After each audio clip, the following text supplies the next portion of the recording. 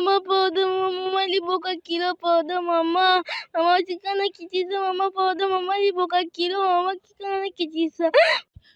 Yo pinoza pe mwana moko ya ndoki pensa pena mono pena mwana ndoki yo liaka te na bimeme bokana bien soko meme o metoko yeba ngai yo za mwana moko mabeko libala na ngapwani. Pardon mama, na sa sute mama, limisanga na sa sute mama, pardon.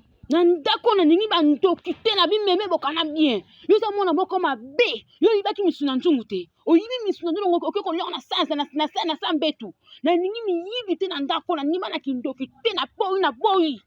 Tanya, donc na sima nango tikala konyokola mwana ngande boye. Na nyokole ni nango papa ndongo solo bapene na nyokole ya nyinango na pesa mon éducation. Sokonde na pesa grâce éducation na pesa mon éducation mabe.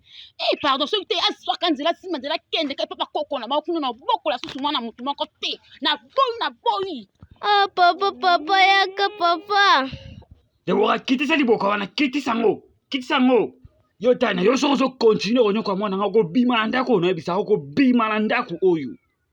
Biso to kende wapi to kende to zakaka ngana ko kende te. Po za libala nanga. O za libala ngana ko kende te. Yende mto ko kende papa koko ne kuna ngana ko kende te na zaka awa. Na zaka kawa, ngaka kawa. Ye ko kuta biso, akolo utabilo na kende. Soko ata ufutela transport akende na papa na ko fanda na mwana mutu te mwana muyibi mwana lokindoki mwana lokoso. Papa nazonga na ngapa meme. Papa seleki po meme sanga liboka papa nazonga na ngapa meme papa. Papa nazonga na ngapa meme.